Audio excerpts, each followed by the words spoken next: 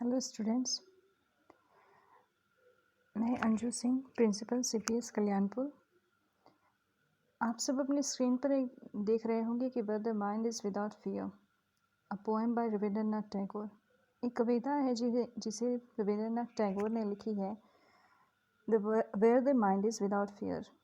इसका शाब्दिक अर्थ यही निकल रहा है कि जहाँ दिमाग, हमारा मस्तिष्क, हमारी सोच फ्री हो, बिना किसी भय के, बिना किसी डर के कुछ भी अपने विचारों को रखने के लिए सक्षम हो, हमें अपने जीवन में आगे बढ़ने की जो भी आधारभूत सोच हो, समझ हो, वो हम अपनी तौर पर फ्री होकर के रख पाएँ, सबके सामने कर पाएँ।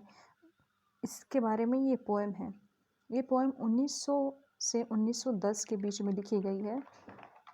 ये पोएम जिस वक्त लिखी गई है उस वक्त अंग्रेज़ों का शासन था हमारे देश में, और उस समय ये बात सोचना, कहना, लिखना एक बहुत ही रिस्क वाली चीज़ हुआ करती थी। ये सोचना और कल्पना करना एक अभूतपूर्व चीज़ हुआ करती थी। उस समय हमारे रविंद्रनाथ टैगोर ने ये कविता लिखी। ये कविता सिर्फ कविता ही नहीं बल्कि एक प्रेयर भी है, जो एक कवि ने अपने ईश्वर से की है, हर एक मनुष्य से की है। इस कविता में हर एक मनुष्य से बस यही उम्मीद करते हैं कि वो अपने जीवन को सक्षम बनाने के लिए, समृद्ध बनाने के लिए, संपूर्ण बनाने के लिए एक सही नेक विचारधारा पर चलें। प्यारे बच्चों, स्क्रीन पे इस वक्त देखिए रविंद्रनाथ टैगोर के बारे में थोड़ी सी कुछ उनकी जीवनी से संबंधित लिखा हुआ है यहाँ पर। बॉर्न 7 मई 1861 एंड डेथ 7 अगस्त 1941। ऑल्सो नोन एज गुरुदेव, इनको गुरुदेव के नाम से भी जाना जाता था। ये एक बहुत ही बेहतरीन राइटर, संगीतकार, नाटक लेखककार, एसे के लिखने वाले और पेंटर भी थे। इनका पेन नाम उस वक्त भानु सिंह ठाकुर था। ये हमारे नॉन यूरोपियन पहले ऐसे व्यक्ति थे जिनको नोबेल प्राइज़ से नवाजा गया था 1913 में। और इनके कुछ नोवेल वर्क हैं, नोवेल कविताएं हैं। एक है गीतांजलि, गौरा, जनगण मन, अमर सोनार बंगला, काबुलीवाला।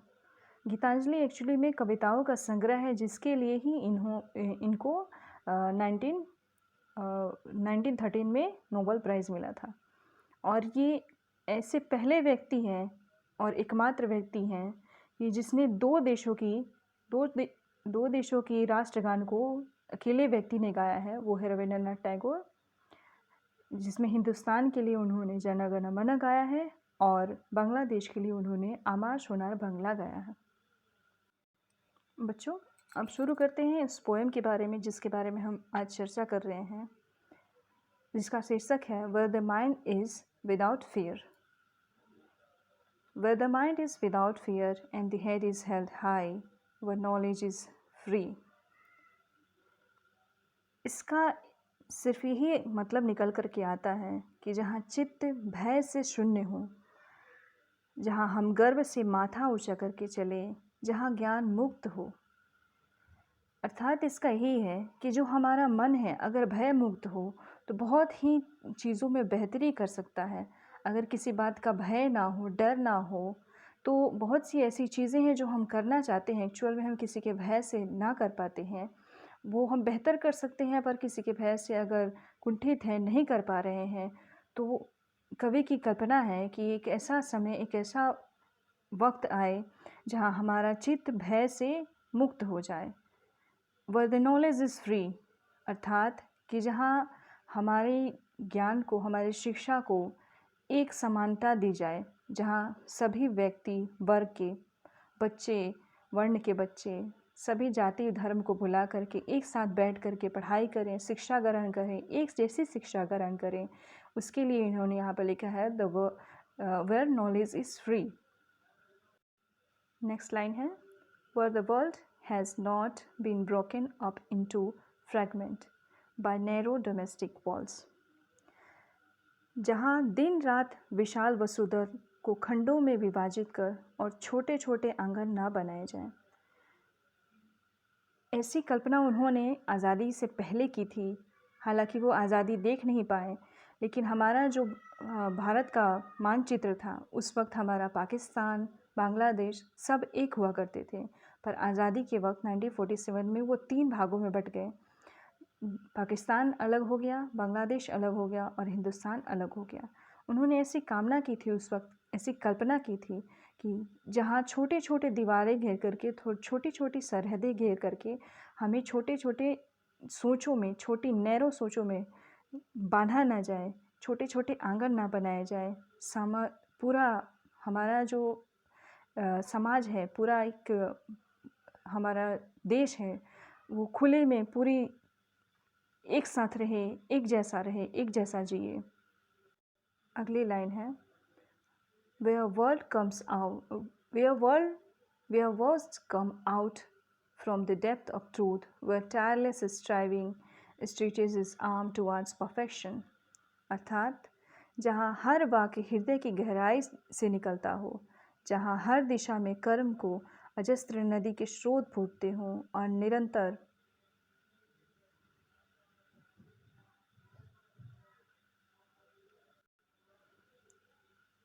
निरंतर हम अपनी बाहें फैला करके परफेक्शन की तरफ चलते हों।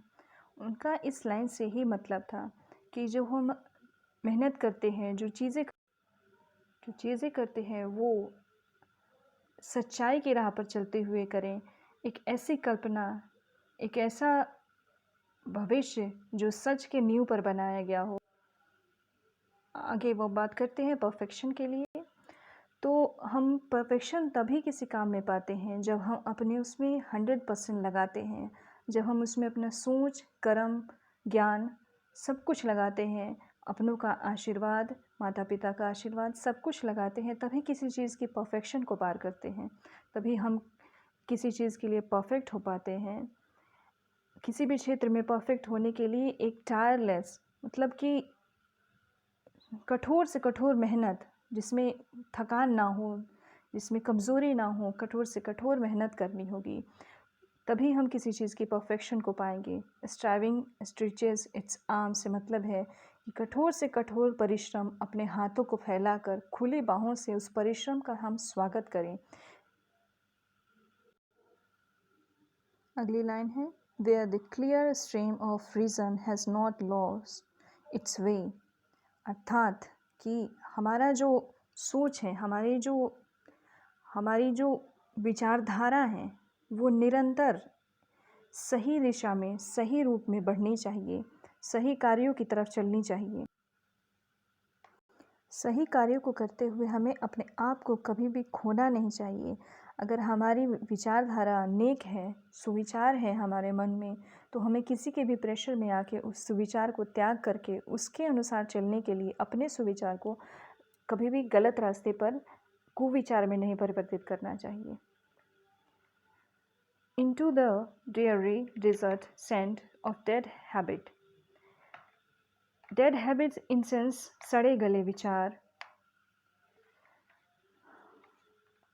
Where the mind is lead forward by D। हमें सड़े गले विचारों को रखते हुए अपने आप को नहीं आगे बढ़ाना चाहिए। हम कभी भी अपनी सड़े गले विचारों के साथ आगे नहीं बढ़ सकते, अपनी डेड हैबिट के साथ आगे नहीं बढ़ सकते।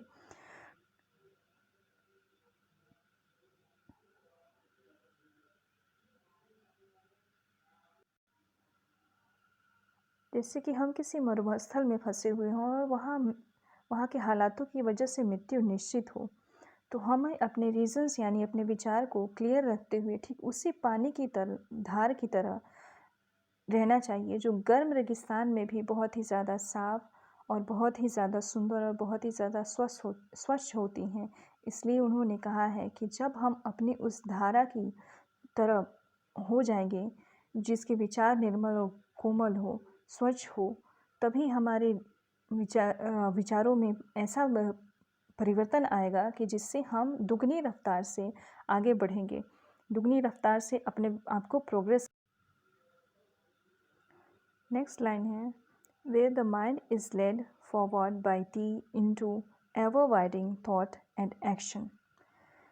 कवि एक ऐसे भारत की कल्पना करते हैं जहाँ ईश्वर अल्लाह परमपिता परमेश्वर स्वयं हमारा मार्गदर्शन करे वो कहते हैं कि हमारे थॉट और एक्शन एवर वाइडिंग अर्थात महान से महान विशाल से विशाल रखने चाहिए, क्योंकि जिस प्रकार के हमारे विचार होते हैं उसी प्रकार के हमारे एक्शंस भी होते हैं, और जैसे हमारे एक्शन होंगे वैसे ही हमारा रिएक्शन होगा। लास्ट लाइन है इसमें, into that heaven of freedom my father let my country awake. यहाँ माय फादर से भगवान को संबोधित किया गया है। वो अपने भगवान से प्रार्थना करते हैं कि मेरे ख्यालों में जो स्वर्ग है, जो स्वतंत्रता का स्वर्ग है, हे भगवान उसे पाने के लिए मेरे इंसानों को, मेरे देशवासियों को जागृत करिए। ऐसी शुभाशीष दीजिए कि मेरे इंसान, मेरे देश के लोग जागृत हो जाएं, एक स्वतंत्र देश को, एक स्वतंत्र देश स्वर्ग की तरह चमके, फूले फले और आगे बढ़े। Thank you students, stay blessed. ये उस समय की एक पिक्चर है जब उन्होंने नोबेल प्राइज़ जीता था 1913 में, और ये इसका हिंदी मतलब है with the mind without fear का।